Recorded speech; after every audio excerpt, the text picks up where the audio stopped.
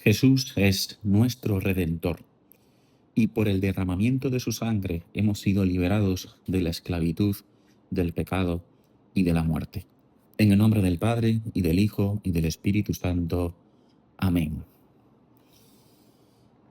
La semana pasada comenzamos un recorrido espiritual y meditamos sobre la espiritualidad de la preciosísima sangre de nuestro Señor Jesús.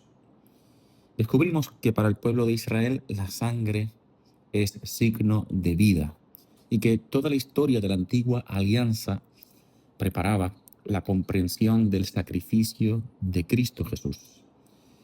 Hoy queremos dar un paso más.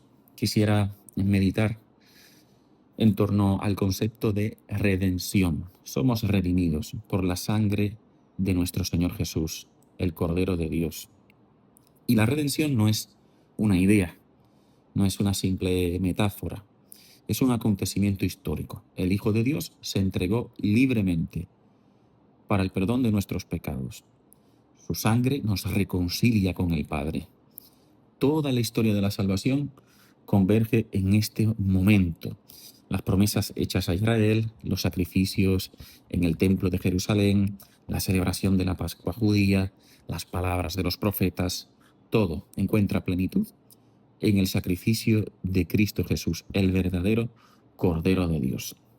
El profeta Isaías anunció la venida de un Mesías, de un siervo sufriente, el siervo de Yahvé, que sería redentor, que además redimiría poniéndose en el lugar de los pecadores. Es lo que se conoce en teología como la redención vicaria.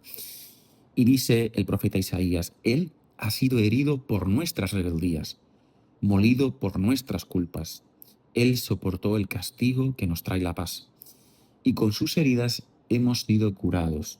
Todos nosotros, como ovejas, errábamos.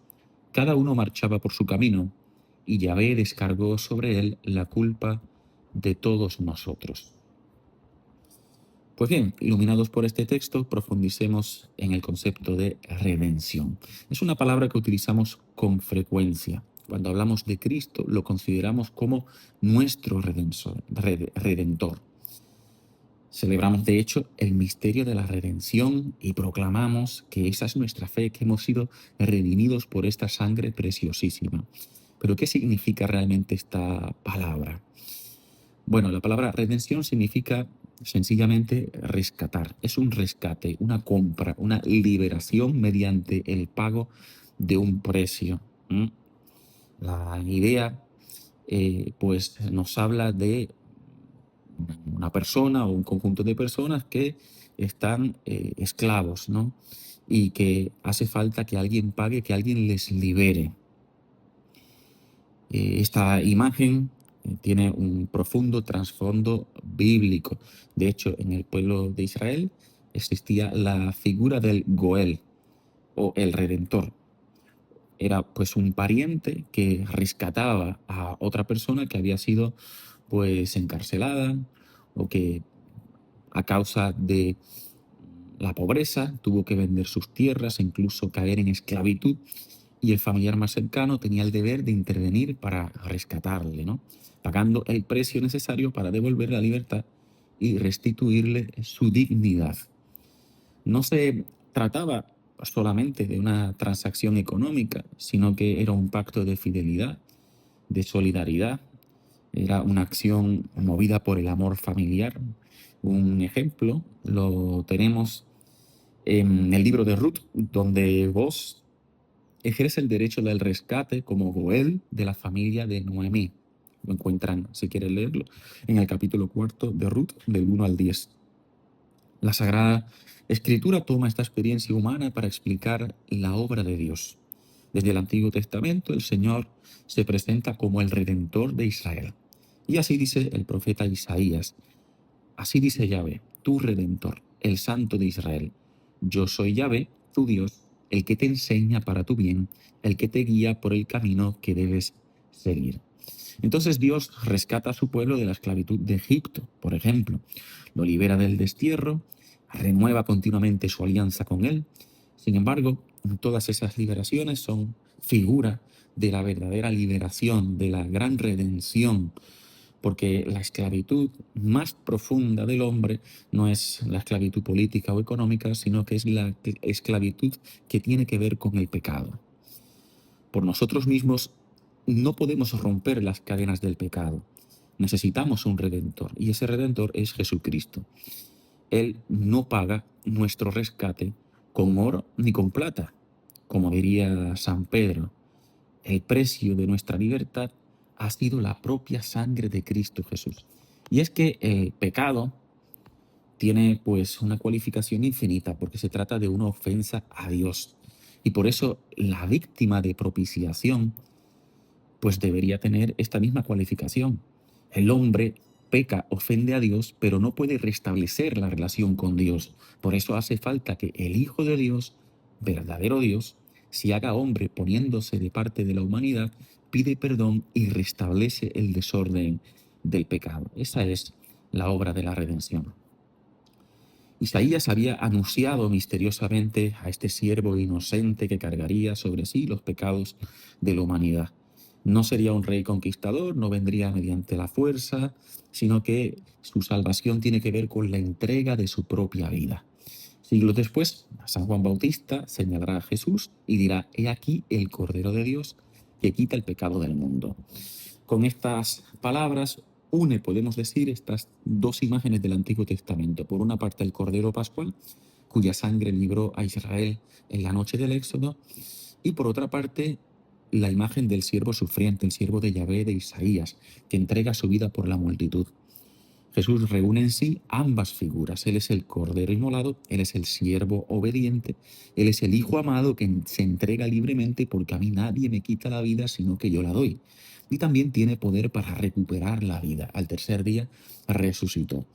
Su sangre no es simplemente la de un hombre justo, es la sangre del Hijo de Dios, hecho hombre. Y por eso tiene un valor infinito. Dice San Pedro en su primera carta: «Ya saben que fueron rescatados de la conducta necia heredada de sus padres, no con algo caduco, oro o plata, sino con una sangre preciosa, como de cordero sin tacha y sin mancilla, Cristo». San Pedro escribe estas palabras a las comunidades cristianas que sufren dificultad y persecución. ¿Qué les quiere recordar? Bueno, su identidad. ¿Quiénes son? No son personas abandonadas por Dios, han sido rescatados. Y no por un precio cualquiera. Dice el apóstol: no con algo caduco, oro o plata, sino con una sangre preciosa. El oro y la plata son bienes valiosos, de acuerdo. Sin embargo, con el paso del tiempo se deterioran, cambian de dueño, pierden importancia. La sangre de Cristo Jesús, en cambio, tiene un valor eterno, porque manifiesta el amor infinito de Dios, que no se reserva nada y está dispuesto a derramar hasta su última gota de sangre.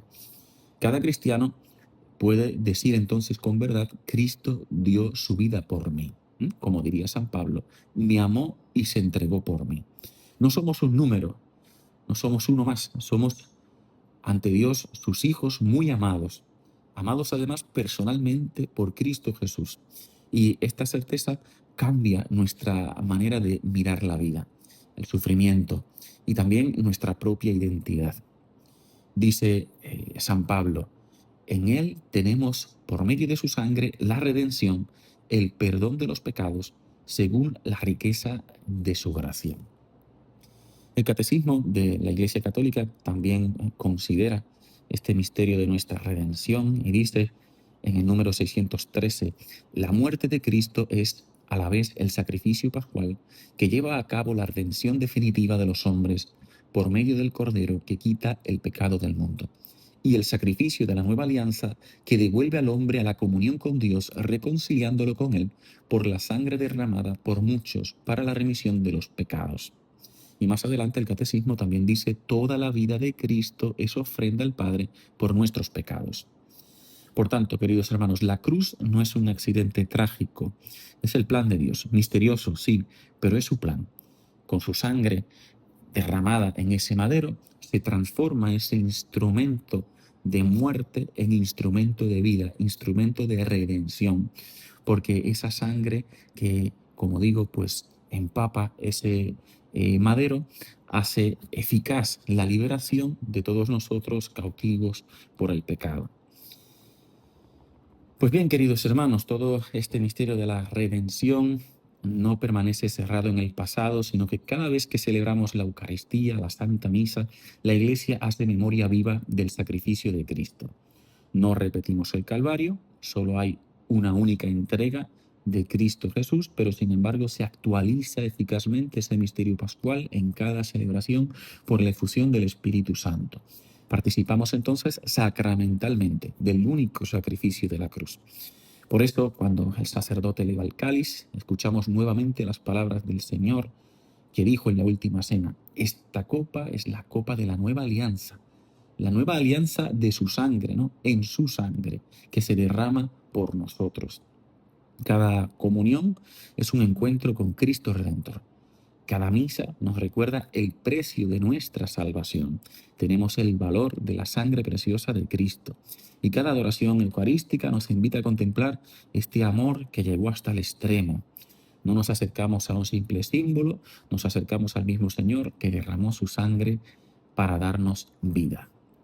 Vivimos en una sociedad que con frecuencia mide el valor de las personas por su éxito, su productividad, su apariencia, las cosas que tiene, los bienes materiales. El Evangelio nos propone una medida completamente distinta. Nuestro valor se descubre contemplando la cruz. Allí comprendemos cuánto valemos para Dios, que amó tanto al mundo que estuvo dispuesto a enviar a su Hijo para que quien creyese en Él tuviese vida eterna. No porque seamos perfectos, sino porque somos infinitamente amados por Él. Cuando experimentamos el desánimo, el pecado o la sensación de no valer nada, recordemos las palabras de San Pedro: han sido rescatados con una sangre preciosa. Y cuando nos acerquemos a la Eucaristía, que lo hagamos con profunda gratitud, que no recibamos simplemente un alimento más, sino que lo hagamos en la conciencia de lo que significan esas especies eucarísticas, la entrega de nuestro Señor, el verdadero Cordero que quita el pecado del mundo. Oremos.